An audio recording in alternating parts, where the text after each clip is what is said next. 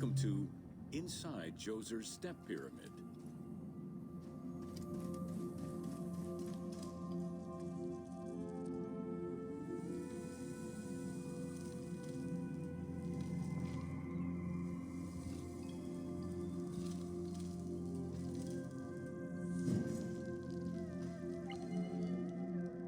The architect of the Step Pyramid, Imhotep, was a man of great importance to Pharaoh Djoser and ancient Egyptians in general. The base of a statue of Djoser, discovered in 1926, celebrates Imhotep as a carpenter, sculptor, stonemaker, and chief of the seers. Little is known of Imhotep's day-to-day life.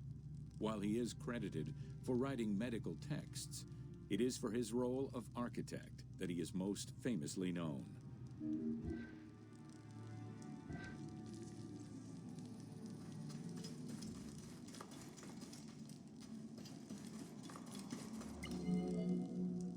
From the design of the pyramid to the elements within the complex itself, Imhotep set out to create something that would immortalize his king. An architectural achievement, the Step Pyramid was made from stone blocks instead of mud brick. It was the first time Egyptians built a monument of that height. Imhotep explicitly intended for the stone to reflect natural materials. The funerary complex of Djoser remained famous throughout the centuries and millennia, and its great architect, Imhotep, was deified by ancient Egyptians during the late period.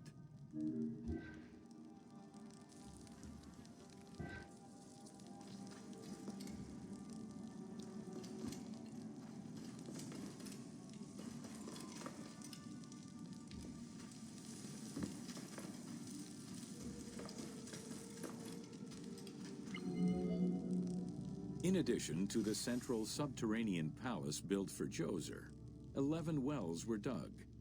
Each went to a depth of 33 meters and connected with a horizontal gallery extending for about 20 meters. The first 5 galleries were intended for members of the royal family.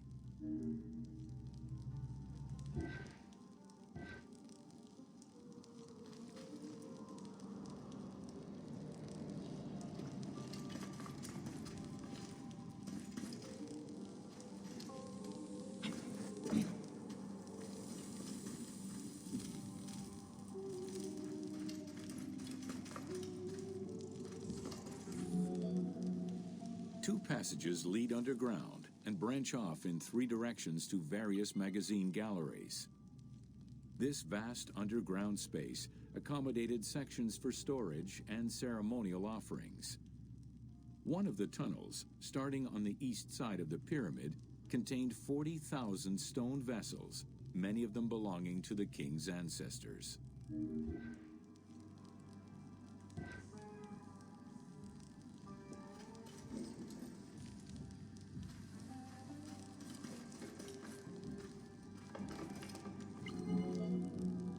The burial chamber of Djoser is located at the bottom of a 28-meter deep central shaft. According to Egyptologist Jean-Philippe Lauer, the chamber was originally made from polished blocks of limestone, while its ceiling was decorated in 5-pointed stars. At some point, however, the limestone blocks were replaced entirely by pink granite blocks, leaving behind only fragments of limestone blocks decorated with stars.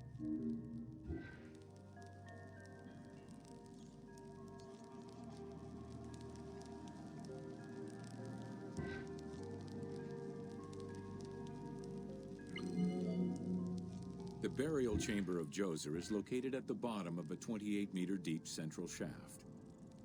According to Egyptologists, at the foot of the chamber are many tunnels going in all directions. This maze of tunnels, galleries, and chambers stretches over 5 kilometers. There are a number of dead ends and false doors. They may have been intended for the afterlife, rather than to fool thieves.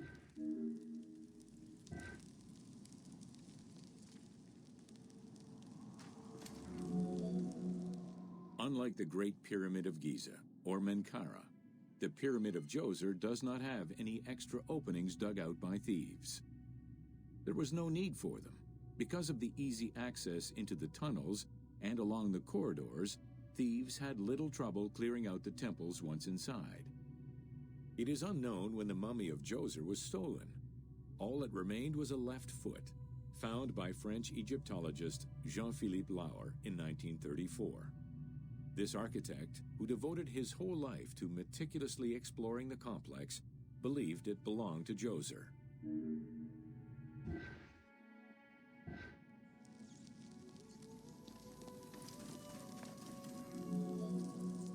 The Pharaoh's apartments, also known as the Blue Chambers, are decorated with blue-green tiles meant to imitate the reed matting that covered the walls and windows of his palace.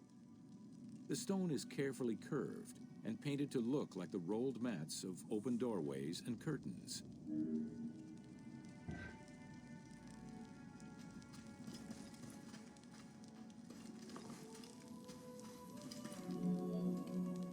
There are two long rooms running side by side along a north-south axis. The south room has false doors separated by stone panels, while the north room is a corridor which allows access to side chambers. Nearby chambers originally housed the pharaoh's treasures.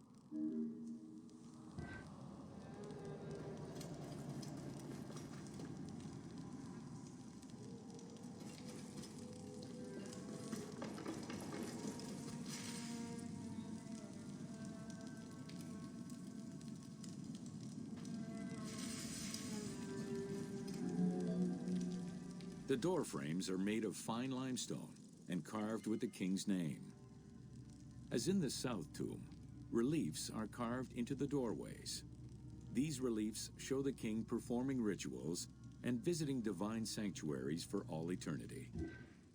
Their interiors are fictive additions made by the team to add to the wonders of the tomb. It is clear from the elaborate detail and scale of the complex that this funerary monument was a technological marvel of its time.